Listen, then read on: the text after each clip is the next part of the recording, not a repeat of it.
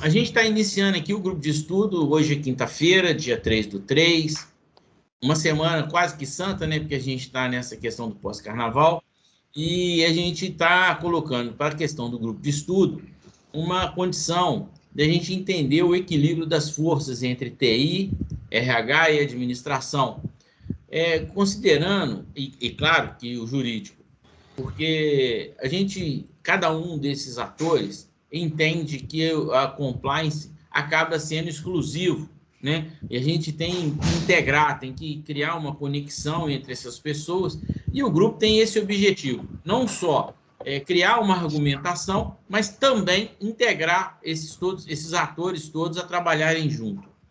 E também a gente está tentando fazer um início de um start de aula em um horário nobre. Então, hoje a gente também, talvez no finalzinho, a gente discuta essa questão.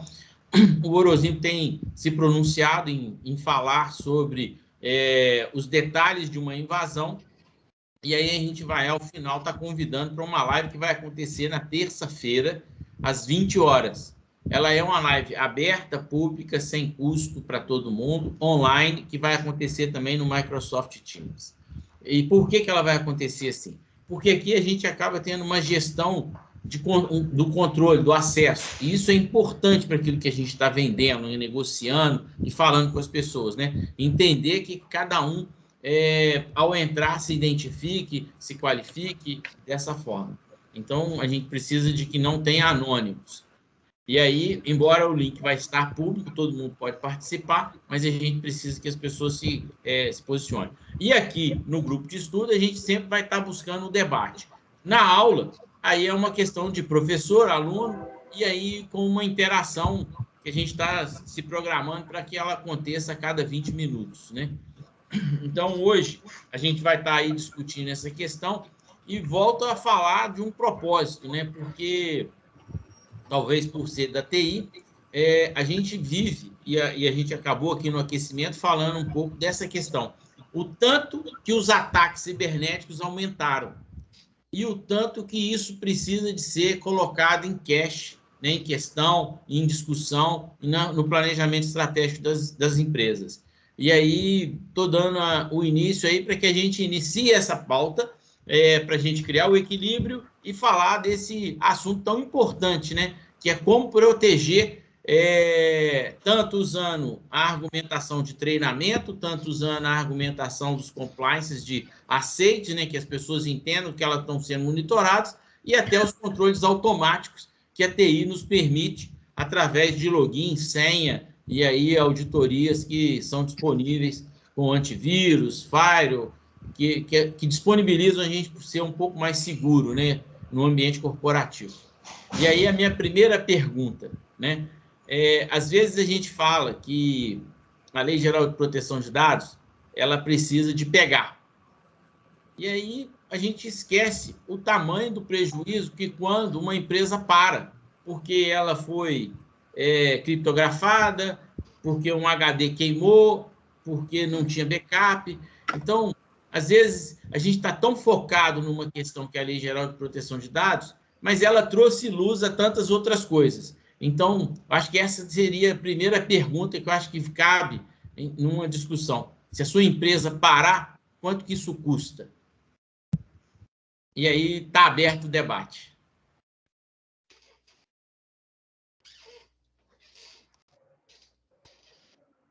Ninguém levantou a mão? O Dante, você está aparecendo para o então. Eu acho assim que, neste ponto, a empresa ou corporação tem que estimar o custo da sua empresa parada, porque essas informações vão servir para o gerenciamento de risco lá na frente, para ele poder mensurar se ele vai fazer a aceitação do risco, se ele vai fazer a retenção de risco ou não, liberação de risco. Então, ele deveria, né, saber o quanto custa isso por hora, quanto que custa isso por dia, quais que são as implicações futuras, né? essa condição ela é importante, mas como que a gente pode fazer com que o jurídico entenda isso dessa forma? Talvez, aí o João, você pode abrir a voz sem precisar de levantar a mão, mas já que levantou.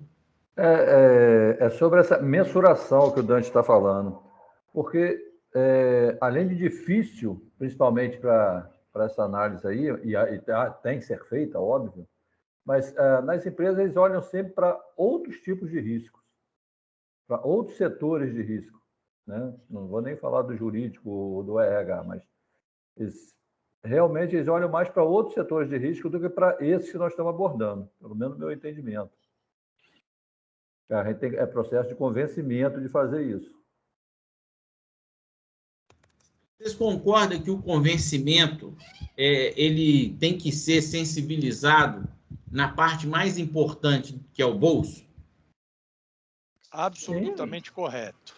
Sim, como que a gente pode criar argumentação para convencer não só a diretoria, mas também os outros departamentos? Porque a gente tem que convencer o RH que ele não pode simplesmente contratar, ele tem que estar conectado. A gente não pode permitir que os advogados estejam só preocupados com as demandas ou a prevenção das demandas, né, que é uma advocacia hoje de futuro, né, que é uma advocacia preventiva. Mas como que isso pode estar sendo colocado para que todo mundo interaja, imaginando que se a empresa para, significa que ela tem um prejuízo, e tornar ela mais robusta é um dos principais objetivos da Lei Geral de Proteção de Dados. Só mais um adendo, então, isso é tão difícil que normalmente é um tema difícil até da área de TI abordar, porque costuma não ser de muito interesse ouvir. E, muitas vezes, o próprio pessoal de TI se recolhe nessa tentativa de mostrar. Já vi muito isso em empresa. Eu tenho uma opinião, mas tem alguém... MP? Quem que é MP? Sou eu. Levantou não é a mão. Ministério Público, não, Sou né? eu. Pimentel. Sou eu mesmo. Vai lá, Marcelo. Então, isso que ele acabou de falar, a questão do TI ser receoso em mostrar essas propostas, E o que eu fazia muito? Eu levava cases, né? Eu levo estudos para os diretores, para a diretoria, de que, olha, está acontecendo isso aqui pode. Então, eu levo muito case, eu levo estudos para dentro das empresas sobre, claro que, hipoteticamente, nem todos os demonstrados vão ser, mas o que os riscos correm, né? E, como ele falou, é difícil o pessoal de TI hoje tá demonstrando isso de uma forma clara, assim, de valores e o entendimento da segurança para as empresas. Na verdade, eu acho que falta até um pouco para a área de TI. Eu sou e, de certa forma, eu faço isso.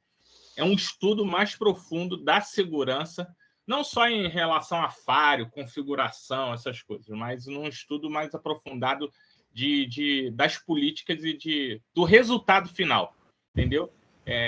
Valores mesmo. O cara entendeu o que são 50 milhões, o que é 10 mil, que é um investimento de 10 mil, 20 mil. E muitas vezes o TI ele vem de uma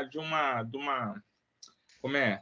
Ele vem de uma geração que falar de 20 mil para ele, 30 mil, é um absurdo, é um dinheiro muito...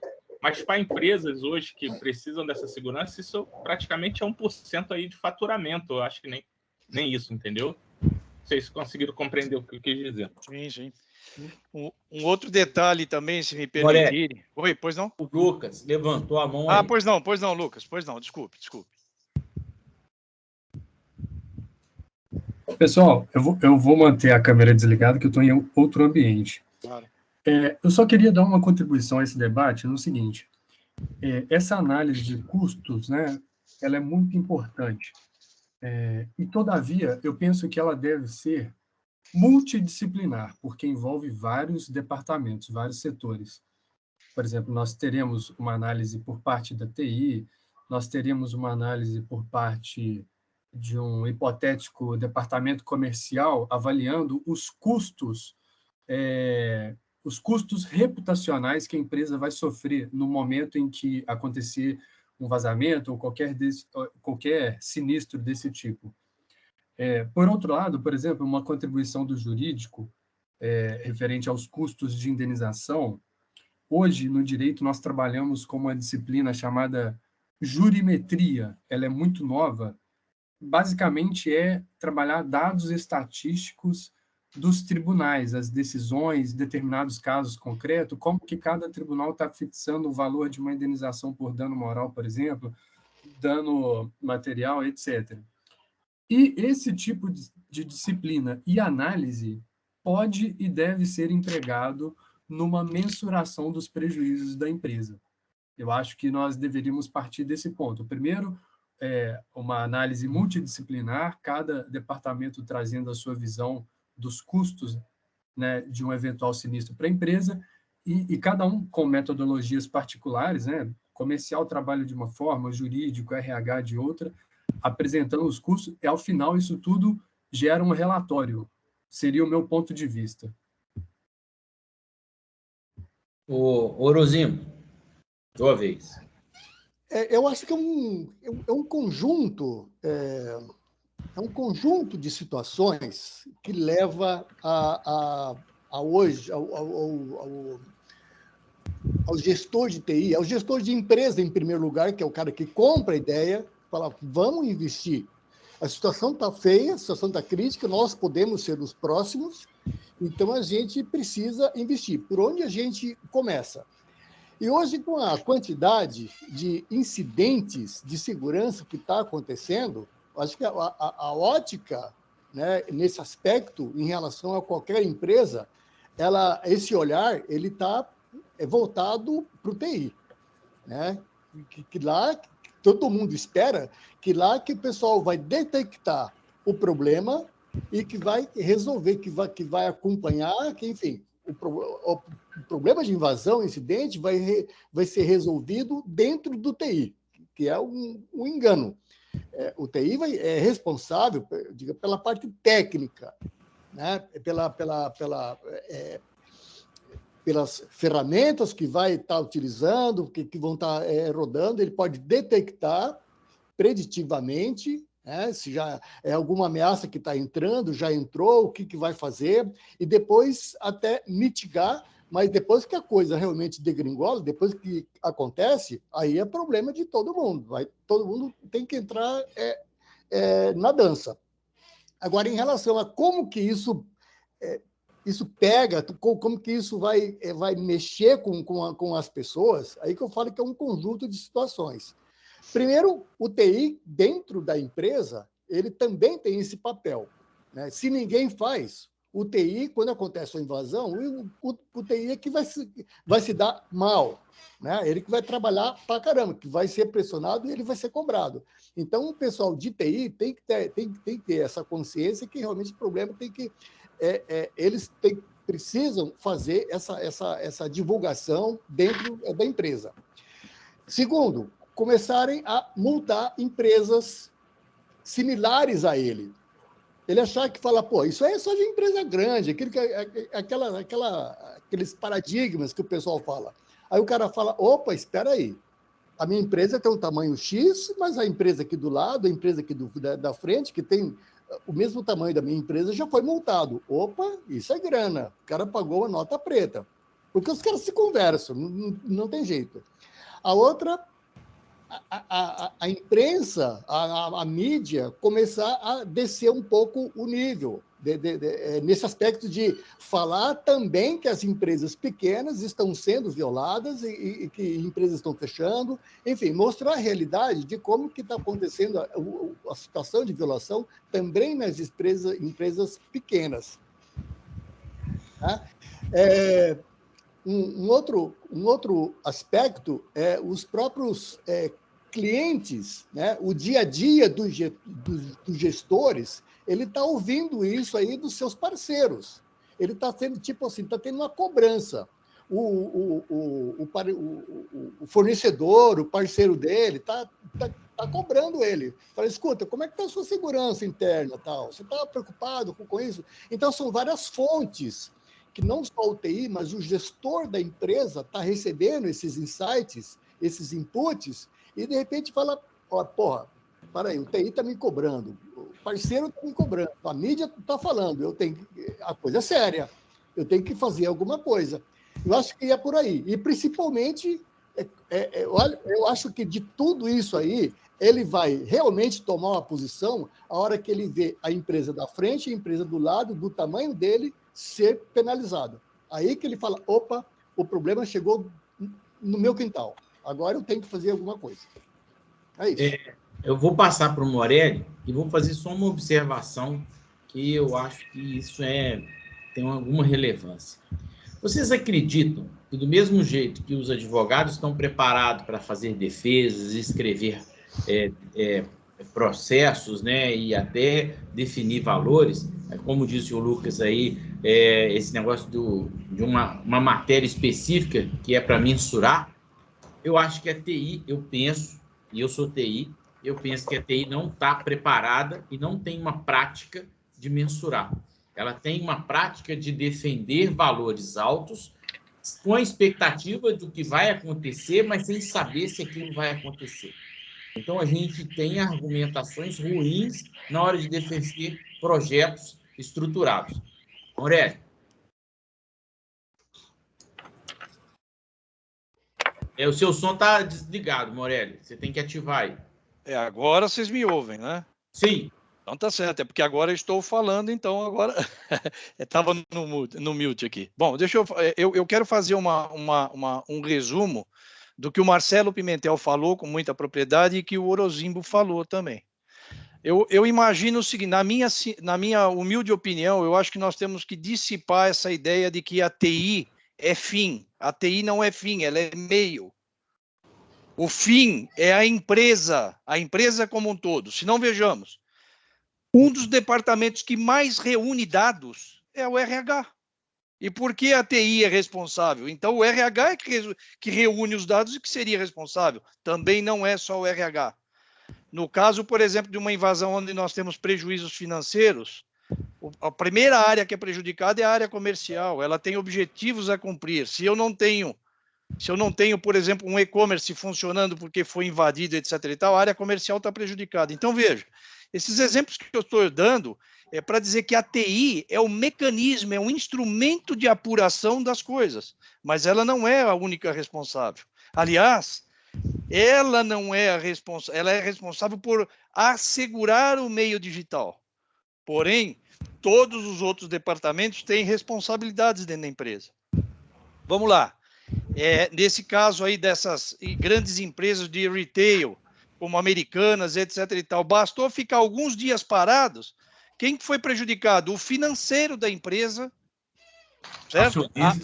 A área comercial, o acionista, não foi a TI que foi prejudicada. Quem foi prejudicado foi os meios que lidam com o público, ou seja, é uma empresa de vendas, é uma empresa de comércio. Então, quem sai prejudicado é a empresa como um todo. Então, eu volto a falar, a gente tem que tentar desmistificar esse negócio de que TI é responsável. TI não é responsável. Ela é meio, ela não é fim. O fim é a empresa como um todo. É isso que eu queria me posicionar. Dante. Bom, você eu já sei que eu sei. Eu coloco nessa situação. Muito poucas empresas têm um departamento que cuida de compliance ou tem uma TI que tenha esse tipo de conhecimento. Empresas que vão ter isso aí são empresas médio para grande, né? Então, na minha opinião, tá, seguindo ali a cartilha da ISO 27001, que preconiza que se identifique ali os ativos e qual o valor do ativo dentro da empresa, e depois a TI determinar quais são as vulnerabilidades e quais são as ameaças que esses ativos estão expostos. E depois o outro número, qual é a probabilidade disso acontecer. E aí sim, em comunhão com a parte, o todo da empresa, vão determinar qual que é o custo e qual que é o benefício de se efetivar uma proteção ou comprar uma série de softwares, hardware, serviços para proteger essa empresa. Isso é muito complicado de se estabelecer dentro de uma empresa, tá? É muito difícil. Eu estou falando por experiência própria, já trabalhei com empresas pequenas, médias e grandes, e nas grandes eles conseguem fazer isso. Mas nem sempre eles querem investir o que tem que ser investido. Na verdade, eles assumem um risco, que é a parte da aceitação, né, e a retenção do risco. Então, isso é o nome disso, é o gerenciamento de risco. Perfeito. Tem um outro aspecto que acho que deve ser colocado, é que as pequenas e médias empresas, elas basicamente desconhecem as vulnerabilidades que existem por aí. Tá? Só quando acontece algum desastre com alguma coisa que ela vai tomar alguma situação. Tá? Ou seja, ela não tem consciência dos incidentes que ocorrem. Tá? Isso a gente volta, tá? Já virou clichê isso, a gente fala daqueles paradigmas que a empresa tem.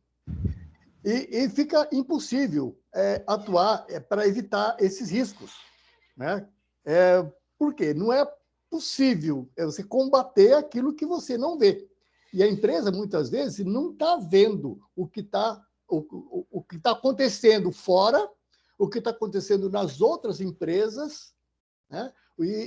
Enfim, em relação à TI, e ela fala, se acontecer alguma coisa, a gente resolve lá pelo TI.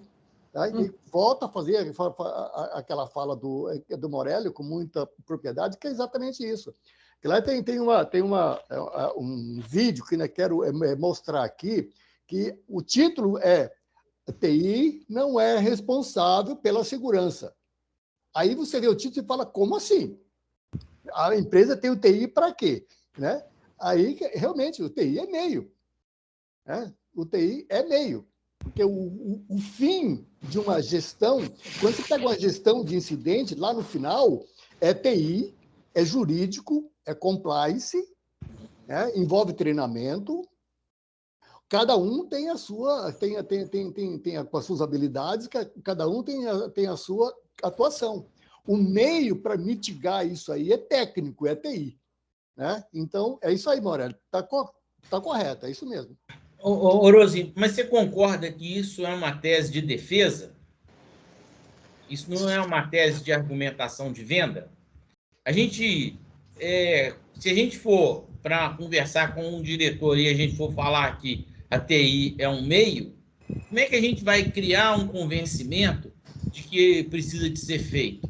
Mas aí, Pedro, se você fala, desculpa, se você fala que o TI é o fim e não é o meio, ele vai começar a falar, bom, então eu estava certo em colocar para o TI toda a responsabilidade em relação à gestão, ao problema de incidência de violação de dados. Ele tem que entender que o problema é o TI, é o meio, e não é o fim. Se você fala isso para ele, que o problema tem que ser resolvido dentro do TI, ele isola todas as outras áreas e olha só para o TI, o que não é verdade. Não, verdade. Ô, João, pode se pronunciar aí. Não, só nessa linha aí do convencimento e dos riscos, essa questão do gerenciamento de risco, e da parte cultural que a gente está sempre falando, gerenciamento de risco no Brasil é sempre, e nas empresas, vou falar só de empresa, né? Gerenciamento de risco depois de acontecido. Então, é um hábito. Aí já é aceitação. Aí já é aceitação, né? Exatamente. É um padrão. Assim como tem engenheiro de obras prontas, etc., tem isso nesse gerenciamento de risco. Mas, assim, eu acho que o Marcelo, quando ele colocou que ele leva os cases, eu acho que foi uma condição bem interessante de posicionamento. De argumentação. Por quê? Porque quando você fala dos cases, a gente só tem que agora criar uma conexão de cada case. Por exemplo, a reunião da semana passada, eu vi que ela foi tratada desse assunto, mas também foi tratada do ataque em si. Mas a reunião da semana passada, a gente falou muito numa questão que foi a quantidade de pessoas que estão sofrendo ataques ransomware. E se a gente tiver, eu coloquei, eu acho que foram 30 milhões de ataques. No dia eu falei 30 mil. E aí 3 mil. Então, provavelmente, todo mundo tem alguém próximo, igual o Covid. Todo mundo tem alguém próximo que pegou Covid, que teve um problema sério na família, que teve uma perda. Então, essa condição de falar da empresa parada, talvez seja um ponto comum que não relacione a nenhuma tese de defesa, mas cria um impacto que dói no bolso de todo mundo. Se a gente transformar o case da loja americana, o case do iFood, que a gente já discutiu aqui, os dois a gente já discutiu aqui, vão na tese do Marcelo de apresentar a tese de um problema da empresa parada e quanto custa. Em colocando essa situação, como é que a gente cria uma argumentação, uma conexão para convencer? Pode falar, Orozinho. Pedro, eu concordo. Esse case é muito interessante, tá? E essa abordagem do Marcelo é bastante interessante, mas essa abordagem de case, ela tem que bater de encontro com a realidade dele. Por exemplo, ele é uma pequena empresa, ele tem 10, 15 funcionários. No TI, ele tem lá uma pessoa. Você vai colocar um case para ele da loja americana, o paradigma vai continuar o mesmo. Então, eu acho que, eu não sei qual case que o Marcelo ele leva, mas eu levaria, por exemplo, cases bem similares à vida real dele. Né? Tipo assim, olha, vamos colocar um case daquela loja tal, que ele já sabe que é uma loja igual do tamanho dele, tem as características vende tanto quanto, tá? É tão importante quanto a empresa dele, que ele fala, pô, você está falando do meu vizinho, aquilo que a gente falou agora mesmo, né? Você está falando do meu vizinho, aconteceu isso? Porra! Aí você apresenta outro, fala, sabe aquele cara lá da praça, não sei das quanto tal, que ele também sabe o tamanho da empresa? Também aconteceu. Então, ele está envolvido, né, nessa teia de argumentos que é muito do dia a dia dele, da realidade dele. Aí sim é um aspecto de convencimento ou de conscientização. O problema é que quando a gente começa a tratar desse assunto, às vezes a gente não conecta todo mundo. A gente faz a apresentação sempre colocando como se fosse, vamos falar assim, não, é uma defesa do meu setor. A gente tem que aprender agora a fazer uma defesa de todos os setores. Marcelo, pode falar aí. Então, só complementando a questão do case, Orozinho, eu dou a ideia do case porque como duas empresas que eu sou mais da parte de infra, né? Então, aqueles estudos, faça o projeto, né, de toda a segurança da empresa, enfim, e ataques, essas coisas. Então, as empresas começaram, mas tudo bem, e aí? Mas aonde está acontecendo isso? Começaram a me questionar. Aí eu comecei a estudar alguns casos na internet e peguei alguns casos. Como eu falei, realmente eu não vou pegar uma empresa última que eu fiz de e-commerce, de distribuidora, são 200 e poucos funcionários, acho que 5.800 SKU, enfim.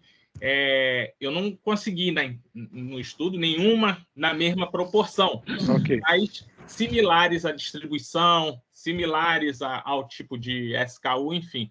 E pesquisando você encontra algumas informações, né? Como você falou, eu não vou conseguir exatamente igual, mas a ideia seria mostrar para ele que existe a notificação, né? Existe as invasões e a perda vai ser, como o Morelli falou bem, o TI não tem como mensurar valores ali, ele mensura os riscos, né? É o que eu falei, eu mensuro o risco.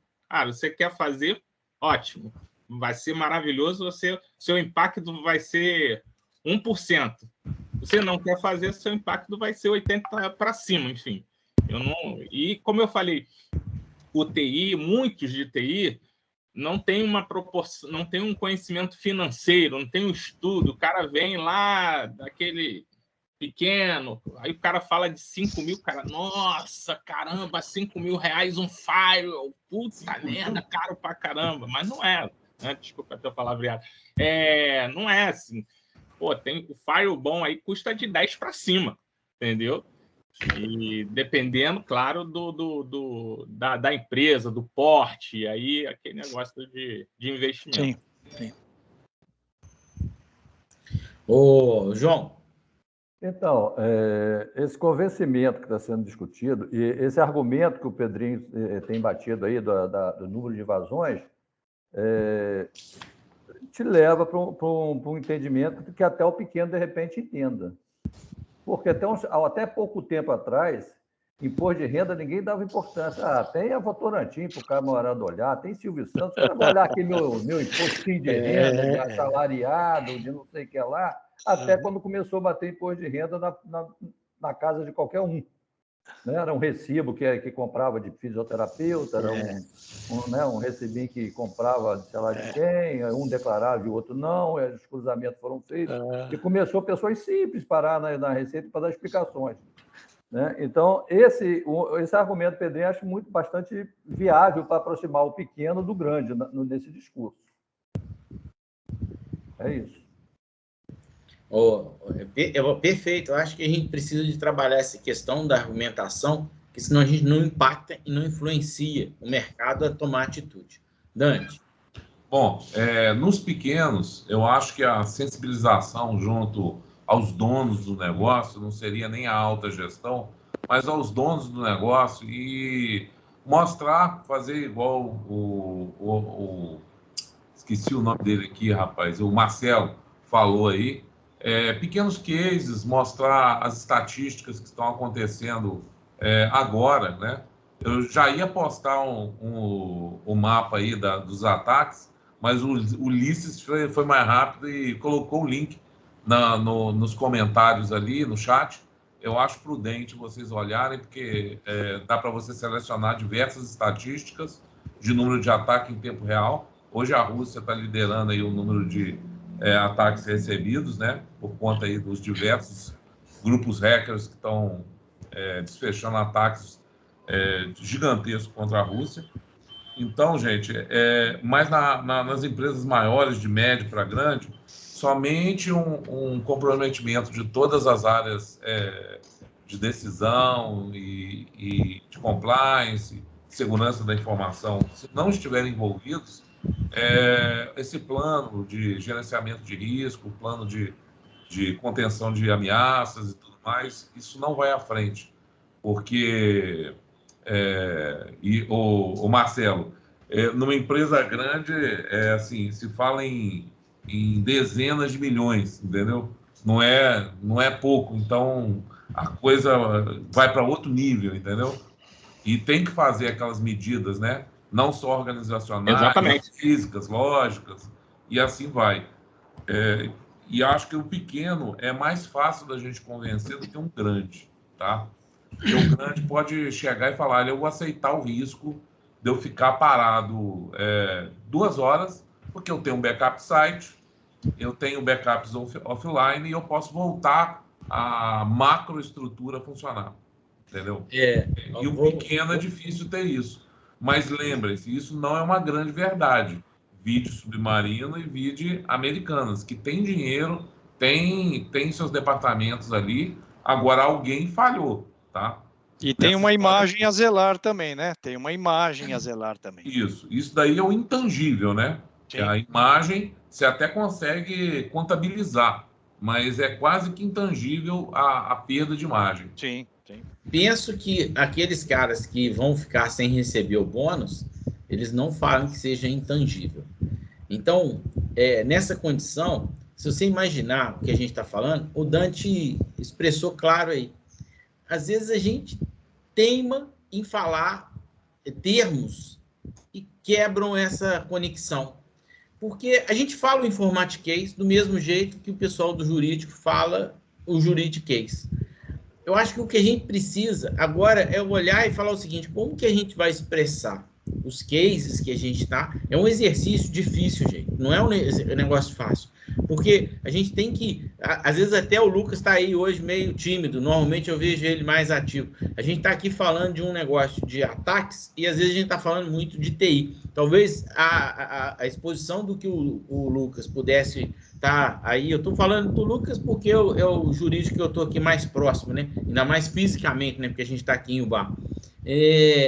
Que ele pudesse estar colocando como que isso se mostra para ele, que é um profissional de advogado e que não está dentro de uma empresa de forma clara, porque ele está terceirizado, e aí como que isso pode se relacionar. Porque eu acho que essa é a discussão que a gente precisa. Se a gente não conseguir conversar de uma forma que todo mundo se entenda, a gente às vezes vai estar falando só para os pares.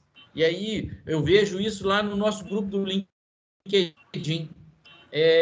A discussão ela é muito forte vendendo webinar. E às vezes ela é muito forte vendendo webinar para o setor jurídico. E aí eles ficam acreditando que aquilo ali é um lugar que vai concluir. E aí aquele negócio, aí pronto. Pronto nada. Tem um punhado de outras coisas para serem vistas. Mas às vezes a gente se torna tão arrogante na nossa fala que a gente não permite que integre. E isso talvez seja um dos nossos grandes problemas. Aí, eu provoquei o Lucas, tomara que ele traga a condição dele aí para que isso funcione. Fala aí, Lucas. Antes do Lucas falar, Pedro, eu ia fazer a mesma pergunta para o Lucas. É praticamente a mesma questão. Eu ia perguntar para o Lucas o seguinte: Lucas, você encontrou com seu cliente, com seu amigo que tem uma empresa, ela foi sinalizada como invadida, o gestor ele tem essa preocupação. O que você conversa com ele sobre o aspecto jurídico nesse instante? Perfeito, ótima provocação. Apenas para sinalizar que eu estou de acordo com o que o Pedro disse, como o tema é multidisciplinar, nós precisamos partir da premissa que todos precisam compreender uns aos outros. Eu não posso falar juridiquês, vocês também comigo não podem falar informatiquês, e a gente tem que ir traduzindo um para o outro para a gente alinhar melhor a nossa comunicação. É a premissa básica. E, Orozimbo, a sua colocação no sentido de uma empresa que já foi invadida, ou seja, já existe um dano, né? Basicamente. Ou seja, o gestor ele tem essa preocupação, ou por ter sido invadido, ou ele está em vias de. Correto. Deixa eu pensar. É uma situação já quase de um contencioso. A gente já não está nem falando de prevenção. Eu partiria, né, pediria uma reunião com os departamentos responsáveis pela área de proteção de dados, e aí colocaria na mesa TI para verificar quais a extensão dos danos. O TI precisa trazer esse mapeamento para a gente, verificar quais os dados foram vazados, ou se foram vazados dados, verificar a parte comercial, qual o dano reputacional que a empresa tem. Salvo engano, tem um dispositivo da LGPD, eu não sei falar qual, mas estipula que a empresa, em caso de um eventual sinistro, ela tem que comunicar a autoridade de proteção de dados para informar esse vazamento, esse dano. É uma situação delicada, porque, olha só, o alvo de um ataque ele tem que fazer como se fosse uma autodenúncia, uma confissão perante a ANPD. É ruim a gente imaginar essa possibilidade, mas está lá na legislação, então teríamos que avaliar bem os danos, quais as áreas afetadas, para efetuar essa comunicação também. E também para preparar as teses de defesa, se houver possibilidade de defesa jurídica da empresa, né? Eventualmente, se foi alguma falha de um funcionário, num primeiro momento, a pessoa jurídica ela recebe todo o impacto dessa responsabilidade civil. Mas, se tem uma falha de funcionário que ela é apurada e comprovada, futuramente a empresa pode mover uma ação regressiva contra esse funcionário ou contra quem deu causa a essa falha, para que seja minimamente ressarcida desse prejuízo, que ela, no início, vai sofrer porque os custos de uma empresa, os riscos, primeiramente, eles são por conta da pessoa jurídica, do CNPJ. É uma realidade aqui no Brasil. E, por outro lado, eu acho que essa avaliação dos danos ela é extremamente importante, até para que seja demonstrada num processo administrativo na NPD que a empresa tinha um mínimo de estrutura, de compliance, de implementação de proteção de dados, porque esse mínimo de estrutura ele vai servir como uma atenuante para a empresa no momento de fixação das sanções. Nós precisamos ter isso em mente. Se nós já temos uma estrutura aqui, já trabalhamos a cultura da proteção de dados, se acontecer um sinistro, qualquer empresa está vulnerável a esse tipo de coisa, a esse tipo de acontecimento, então todo esse programa, esse compliance, ele deve ser demonstrado para a NPD para amenizar as nossas sanções, as sanções daquela empresa. E também, eventualmente, em ação judicial, e aí a gente já está num outro plano, por exemplo, o Ministério Público pode entrar com uma ação coletiva porque entendeu que houve violação a direito do consumidor, que está intimamente ligado com a proteção de dados. Agora a gente tem que trabalhar nessa perspectiva, né? Então, nós temos que demonstrar ao Ministério Público, naquela ação coletiva, que a empresa tomou as medidas mínimas necessárias. Isso vai ajudar o juiz na hora de encontrar uma sanção cabível para aquele case, né? O juiz vai ter que se equilibrar nesse ponto, avaliar o dano, se a empresa havia tomado as precauções mínimas cabíveis, se houve uma participação, né? Uma culpa do próprio usuário, do titular dos dados. Tudo isso pode ser determinante na hora de mensurar a sanção que a empresa vai ter. E também para defender a empresa perante ações judiciais individuais. Vamos supor, um consumidor que ingressa com uma ação contra a empresa, pleiteando danos morais porque houve um vazamento de dados. E aí, a pergunta que eu questionei no primeiro encontro que eu tive aqui, até de forma ousada, e aí, será que o simples vazamento de dados é suficiente para caracterizar o dano moral? E aí o jurídico vai trabalhar essa tese de defesa, falando que, eventualmente, o simples vazamento de dados não caracteriza um dano moral. A empresa tem, sim, que tomar precauções e medidas para sanar esse vazamento de dados, mas talvez aquele simples vazamento de dados não seja um dano moral. Já tem discussão na jurisprudência, aparentemente o Tribunal de Justiça de São Paulo já tem algum entendimento no sentido de que simplesmente vazar dados não é caracterizador de dano moral, e o jurídico vai ter que trabalhar todas essas teses de defesa para a empresa. Lucas, eu colocaria o seguinte: se, por exemplo, foram vazados, sei lá, vamos colocar aí 1.000 dados, 1.000 CPFs. Desses 1.000 CPFs, 50 são de dados sensíveis. Dados que, sim, eles podem ter alguma casualidade moral no decorrer do processo. Uma coisa vazarem os meus dados CPF, o meu nome, o meu endereço, o meu telefone, uma coisa. Uma outra são dados sensíveis que, por ser que a LGPD ela colocou com muita propriedade, que são sensíveis, elas não são de domínio público, elas são específicas. E, nesse caso, como que fica? Essas 50 pessoas, digamos, que tiveram esses dados sensíveis vazados, conhecidos do público, elas podem recorrer? Eu entendo que sim. Eu não sei te falar se, no momento, a jurisprudência já se posicionou, e jurisprudência aqui são as decisões dos tribunais. Só tentando traduzir um pouco do juridiquês. Eu não sei informar se já temos decisões no sentido de que o vazamento de dados sensíveis caracteriza dano moral. Eu arrisco a dizer que sim, porque a proteção que a LGPD dá aos dados sensíveis, ela é muito mais intensa do que os dados comuns. Lucas, Sim. olha só, há um tempo atrás, a gente teve uma discussão dessa. Quando que existe uma demanda?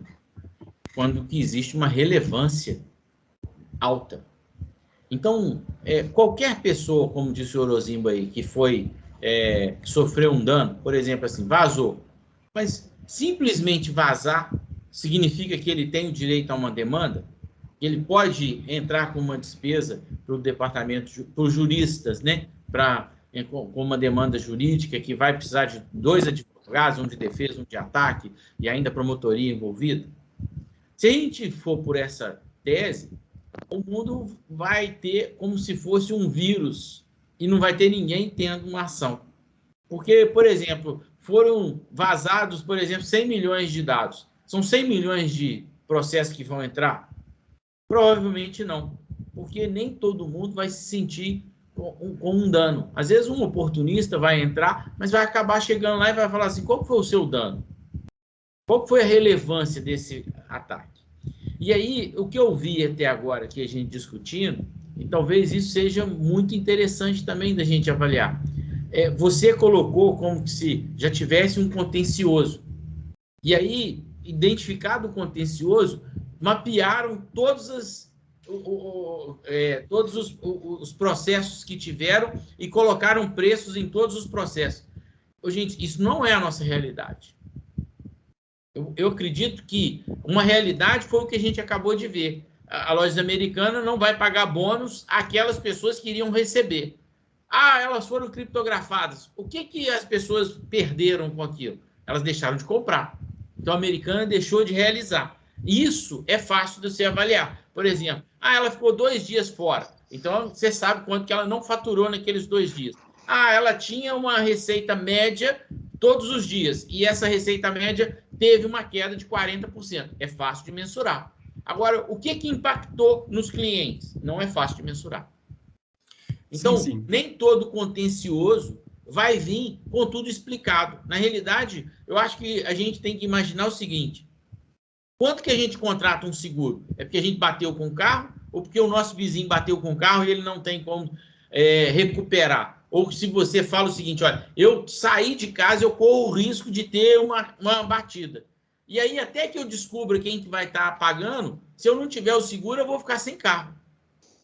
Então, o que a gente precisa de avaliar é o que levou uma pessoa que resolveu fazer um seguro de carro ou de casa sem ter um acidente. Talvez essa seja a nossa grande pergunta, porque nem tudo vai estar explicado, nem tudo vai estar detalhado, mas por que as pessoas fazem o seguro? E normalmente a gente não faz seguro de vida, igual o americano faz. O que faz um brasileiro não achar que ele precisa de seguro de vida? O que faz um brasileiro ainda não achar que ele precisa de ter uma aposentadoria, que ele vai trabalhar pro resto da vida? Então, talvez a gente precise de voltar as perguntas para um lugar onde a gente ainda não está. Porque a gente, sempre que começa a falar, a gente vai para um lugar que vai do nosso conhecimento. E o que a gente precisa de fazer aqui é ir para um lugar que está fora um pouquinho do conhecimento, até explorar o que cada um tem a dizer. Porque isso pode fazer diferença na hora que a gente, para convencer um diretor. Porque senão a gente vai falar assim, vazou 1.000. Concordo com o que o Orozimbo colocou. É fácil você identificar que vazou 1.000? Não é. Se teve uma invasão, quanto que vazou? Não sei. É difícil até a TI falar o seguinte, vazou essa quantidade. Não, é difícil de entender esse tamanho de problema. Pedro, a sua colocação é interessante, só que ela está específica e direcionada ao momento da prospecção do cliente, da negociação, correto? Seria para o convencimento do comprador dos nossos serviços. Que é o nosso grande problema hoje. A gente hoje Sim. não tem conseguido convencer os clientes a tomar atitude. A gente falou aqui que é difícil de convencer deles investirem em TI, é difícil de convencer em compliance, é difícil de convencer em treinamento. Por que é difícil? Por que a gente não consegue? E uma vez que a gente vá para uma situação dos cases, igual o Pimentel colocou, Marcelo, na hora que a gente coloca um case, como é que você convence o cara que ele tem que comprar um seguro de carro ou que ele tem que fazer uma ação preventiva com relação à robustez da empresa dele? E aí, se eventualmente tiver um case, por exemplo, como é que a gente vai saber no detalhe, igual você colocou assim, não, eu sei qual que foi o dano, qual que foi o problema. Provavelmente a gente nunca sabe isso com precisão, penso eu. Se não sabe com precisão, é uma questão técnica, e aí eu não posso nem mencionar, nem me intrometer muito. Mas eu parto do pressuposto que, se conseguir identificar, é mais favorável para a empresa. É uma tese de defesa. Para mim, advogado, fica melhor eu trabalhar dessa forma. Quando a empresa já consegue definir o que foi atacado, quais são os danos.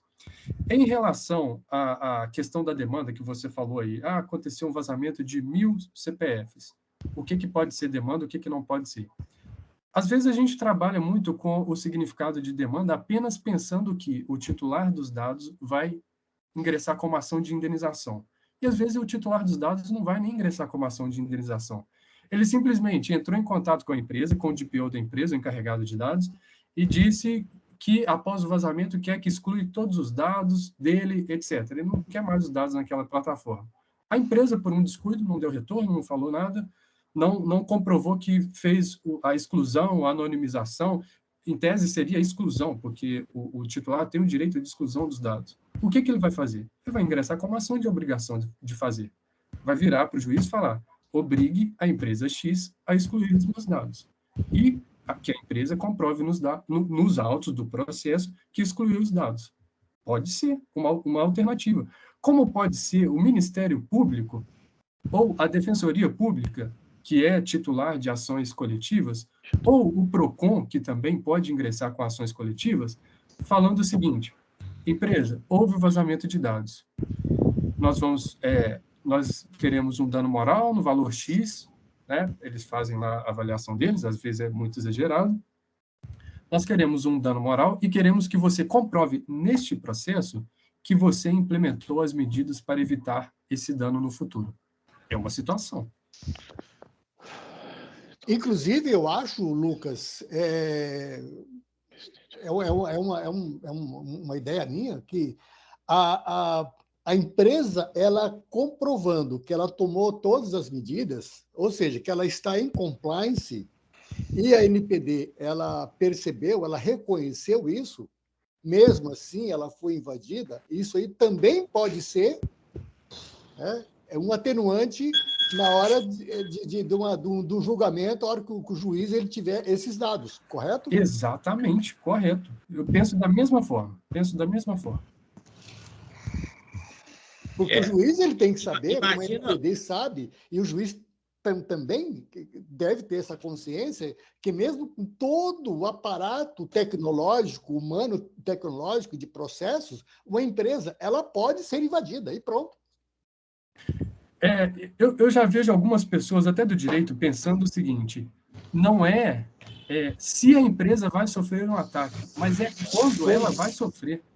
Exatamente. Acredito que vocês também já têm essa premissa dentro de vocês aí, porque nós estamos vulneráveis. Não existe 100% de segurança. Exato. Não existe. E a gente sabe também que os adultos... Nem essa previsão de quando vai. É verdade, nem a previsão de quando vai. A gente sabe que os atacantes eles estão levando vantagem sempre, né? E o detalhe é que sempre eles usam o tempo de permanência como vantagem para realizar um ataque, quando ele está dentro da empresa. Né? Isso, na apresentação que a gente vai fazer, isso fica bem claro o momento que isso ocorre. Né? Sim. E por isso que é importante a empresa ter uma atitude, né? Ter uma abordagem proativa, né? E na gestão de resposta Sim. a incidentes. Inclusive em relação a incidentes, né? A resposta a incidentes, existem 2 padrões na indústria. Né? Um é o NIST, o outro é o SANS. Né? Um trata de apenas 3 itens, né? E o SANS trata de 6 ou 7 itens, se não me falhe. E em ambos os casos são estratégias, né, sistemáticas, pontuais, que permitem que uma organização possa abordar os incidentes de segurança, né, e violação de dados. É isso. O Dante também está querendo se posicionar aí. Ô, gente, aproveitando a fala do nosso amigo, quando um juiz pede comprovação de que o nome do rapaz foi excluído, do titular foi excluído, o que a empresa fez para mitigar, o que ela fez para estar em compliance e tal. Poucas empresas hoje que estão lidando com LGPD estão utilizando softwares específicos para LGPD. E ali dentro daquele software, os softwares mantêm todas as provas de que a empresa está galgando os degraus da conformidade. E ele gera prova escrita, né? Se o cara recebeu um treinamento de sensibilização, um treinamento de segurança, um treinamento seja lá do que for, ele vai assinar um papelzinho dizendo que recebeu e que está ciente daquele negócio todo. E, é claro, já tem um termo ali também, né? Para não incorrer em um problema com a própria LGPD naquele termo.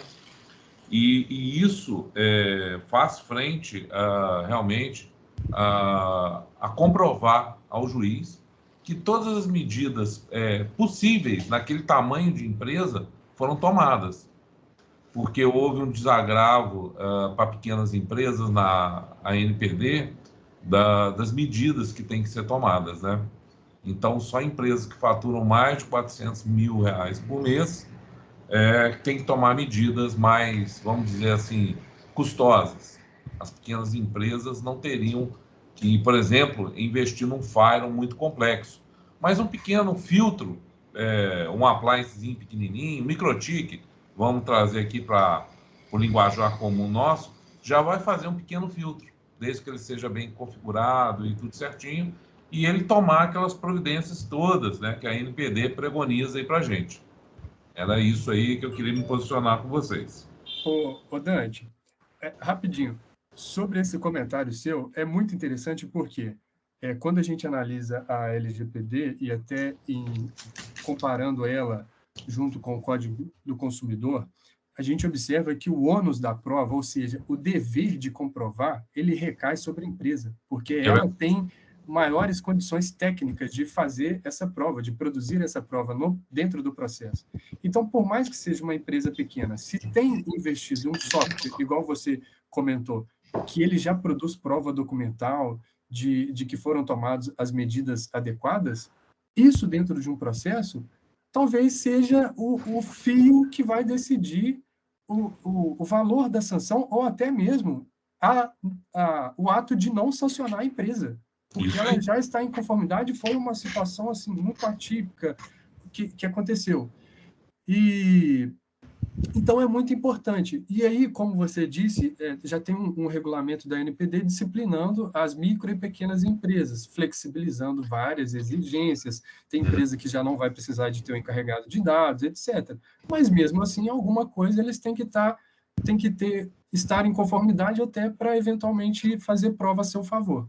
Só uma lembrança, não é que eles não têm que ter um encarregado de dados. Eles têm que ter um responsável por isso, sim. Tá? Normalmente, uma empresa pequena vai ser o dono da empresa. Sim, né? perfeito. Então, assim, e eu ele acho vai ser que, inclusive, eles colocaram como sugestão, né? Não é obrigação. Tipo, sugere-se que tenha alguém responsável pela área de dados. Eu só queria acrescentar, antes do Lucas terminar, o seguinte: tem uma dificuldade, isso que a gente está falando, né? Tipo assim, batendo o último prego no caixão, é uma dificuldade que as empresas têm em estabelecer, fazer a conformidade desses mecanismos mecanismos de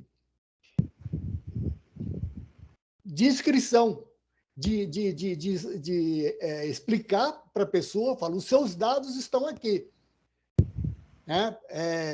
Então, ele tem dificuldade. É por isso que a gente fala muito do privacy by design, porque quando você vai criar você vira comprar uma solução, você desenvolve uma solução, você já especifica as entradas de dados, né, as autorizações, desde o início, e não depois, porque hoje, com os dados que já estão na empresa lá há 1 ano, 2 anos, você tem que criar hoje dispositivos para mostrar para a pessoa, falar, o seu dado está aqui e a gente está usando uma ferramenta tal para fazer a exclusão dela, ou a alteração, seja o que for.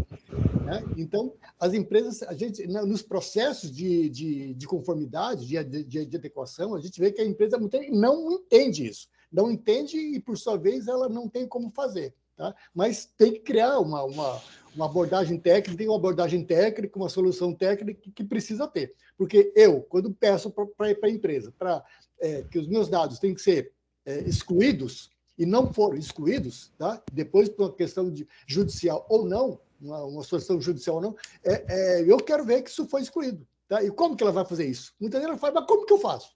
Eu vou lá e excluo o dado, mas como que eu mostro isso? Amigo, tem que criar um dispositivo. Esse que é o detalhe. Senhores, nós estamos 10h03. Penso que a gente criou hoje uma discussão mais subjetiva do que uma discussão de trilha, igual a gente já discorreu aqui, de consultório, de hospital, ou até de ataques. Mas eu acho que o grande desafio nosso é imaginar que nem todas as empresas estão tão relacionadas com a Lei Geral de Proteção de Dados, mas elas estão relacionadas com os efeitos colaterais de uma criptografia ou de um tempo parado. Eu fico batendo nessa tecla porque eu entendo que isso vai nos aproximar de muitos clientes. E quando a gente começa a falar de algo, eu fico até imaginando como é que eu falaria com uma empresa que está aqui na esquina, que do meu lado, com quem que é o DPO dela? Como é que eu falaria para ela deletar os meus dados? Eu não sei nem com quem que eu vou falar. E eu não saberia nem descrever isso. Às vezes ela tem até um site, mas não tem nem lá um lugar para posicionar isso. E aí, já que não tem, ela já está incorrendo em crime? Então, acho que a gente pode estender essa conversa, porque eu acho que ela fala de algo que a gente precisa de aprender.